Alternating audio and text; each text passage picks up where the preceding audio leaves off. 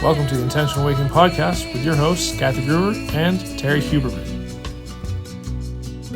Well, hello there. I'm Terry Huberman, and welcome to the Intentional Awakening Podcast.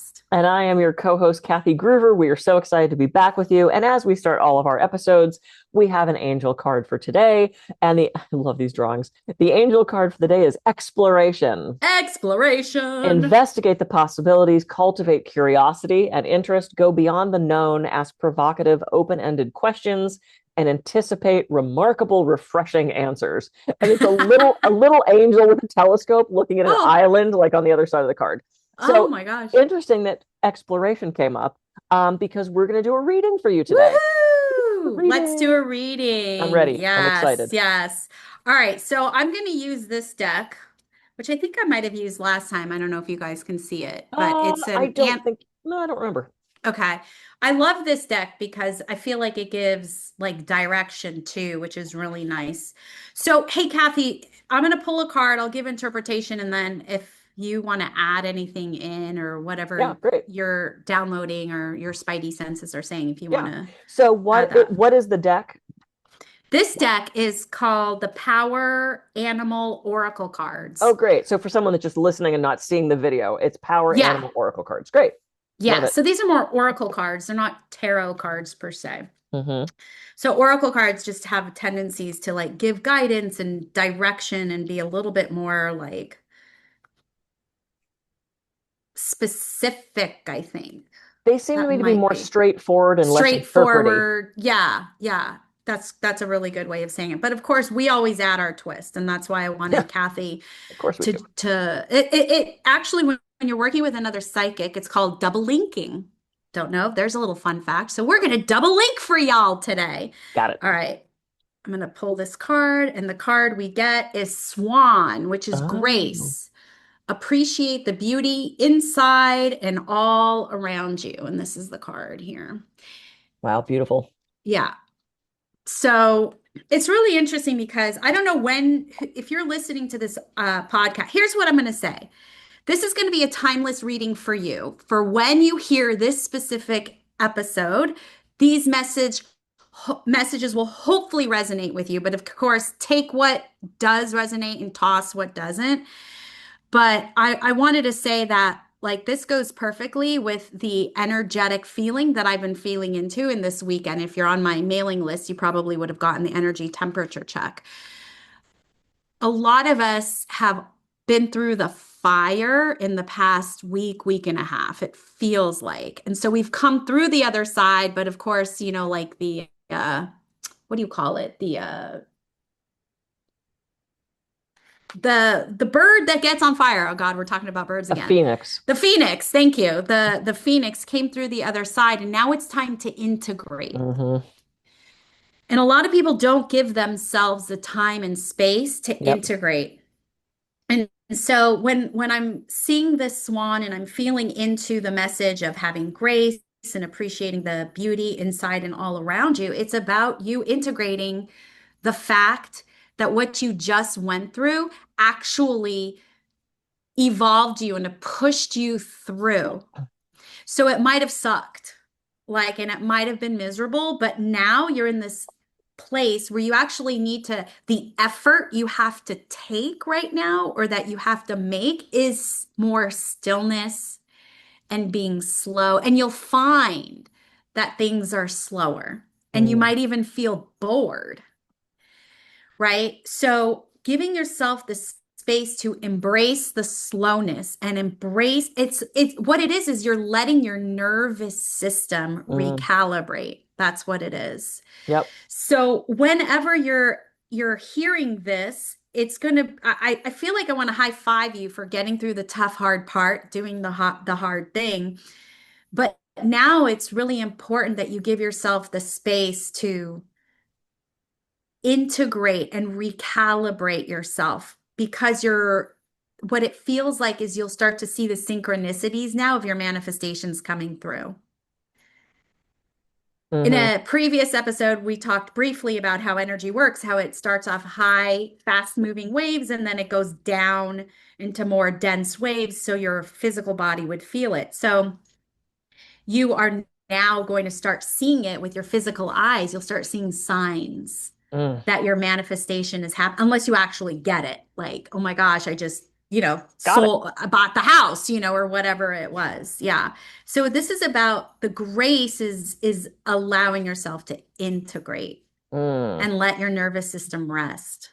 So interesting. Okay, so I got sort of a parallel message, Nice. but different. So Yeah. to me, so I don't know if you've noticed, but the world seems to be going to shit.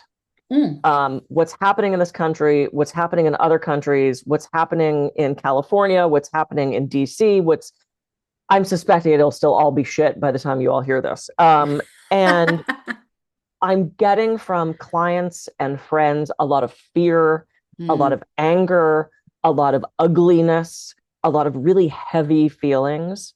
And to me, the swan and that grace is a reminder that we do have beautiful things around us, Yes.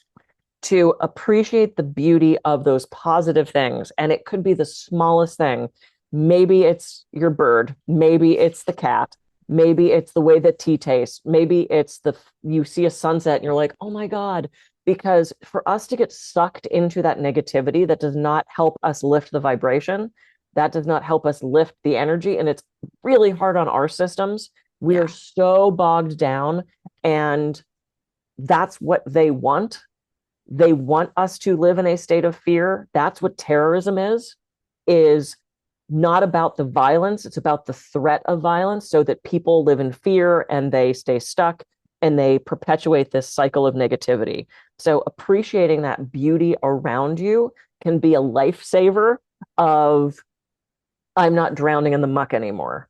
The other thing is, when we take action, so if you're mired in all of this negativity and you want to go march, or you want to write your congressman, or you want to do a phone bank, or our action is going to be more productive and more impactful if we come from a place of grace and positivity. If we're coming from negativity, it's not going to be as, if we come from that place of presence and that place of grace. So it's kind of, I mean, it's like running parallel to what you were Yeah. saying. No, for But sure. that's sort of what I got from Yeah. this card. Yeah, absolutely. Yeah. Absolutely. Do we have time for another card? Yeah, it's Yeah. we're halfway there, so let's do another Halfway one. there. So let's do another card. Yeah. Yeah, I love double linking because Yeah. sometimes people judge it as, well, you didn't give this information, so you're wrong. It's like, no, no, no, no. We live in an abundant world. There's so many different options and so many different ways of doing things and saying things And we're also that tapping into two different things. yeah, exactly. You come, well, based on your soul and your contracts, which will be another episode. Based on my soul and my contracts, we're just going to be tuned in and honed in different angles and stuff. Yep. But that doesn't, but it's like the anding, right? It's like both exist at the same time. Yeah. All right, we got the koala bear, which is Oh, empathy. Speak less, listen more. He's so cute. oh my goodness, the koala Oh bear. my gosh. Listen, what was the phrase? Speak less and listen more. Yeah, interestingly enough, this feels for me when I feel into the collective. I feel like this actually might have to do with romantic partnerships. So heads up, Buttercup, if you're in a relationship. Um,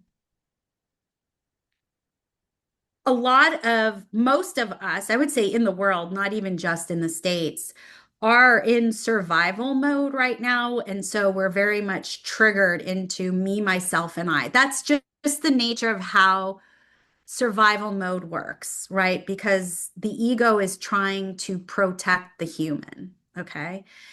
So a lot of us are just automatically on defense, and it feels like it's not intentional, but we are being more selfish. Okay. Again, it's not intentional, so there's no judgment behind this. But one of the ways we can break this, I don't want, is it a pattern? I don't know if it's a pattern because it does feel, um, it just feels very